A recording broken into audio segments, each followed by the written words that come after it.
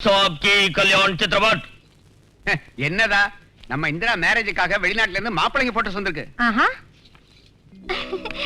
இந்திரா, இதெல்லாம் உன்னை கல்யாணம் பண்ணிக்க விரும்புற மாப்பிள்ளைங்க America, Malaysia, Japan, Singapore, South ஆப்பிரிக்கான்னு எல்லா ஊர்லயும் இருக்காங்க.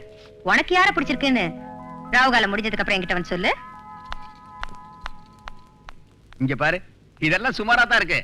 அமெரிக்காவில இருந்து என் பையன் நாளைக்கு அவனோட சூப்பர் போட்டோ அனுப்புறேன் இருக்கான். அதை பார்த்தா அசந்துடுவேன்.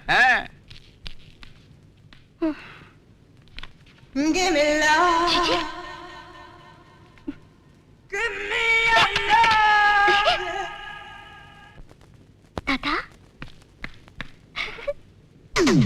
அவங்கிட்ட என்ன இருக்குன்னு நீ அவனை போய் காதலிச்ச? கிளாமர் சுத்தமா இல்ல, பணம் நில். இப்படிப்பட்ட நிலைமையில அவனை பார்த்ததும் உனக்கு எப்படி அவனை லவ் பண்ணணும்னு தோணுச்சு? What is the reason behind this? அவரை கல்யாணம் செஞ்சுக்கிட்டா என் வாழ்க்கை நல்லா இருக்கும்னு என் மனசுக்கு பட்டுச்சு. அதனால தான் இந்த டிசிஷனுக்கு வந்தேன். உங்க அம்மா அந்த மேரேஜுக்கு ஒத்துக்க மாட்டாங்க. அந்த விஷயத்தை முதல்ல நீ யோசிச்சிருக்கணும்.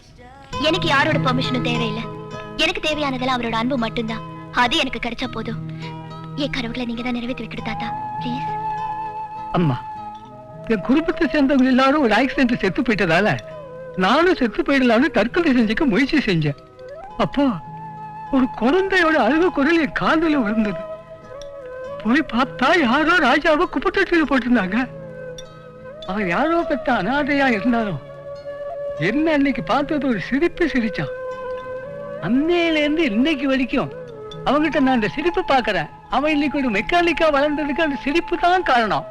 அந்த சிரிப்பு தான் அவன் ஆஸ்திமா, அவன் அதிர்ஷ்டம்.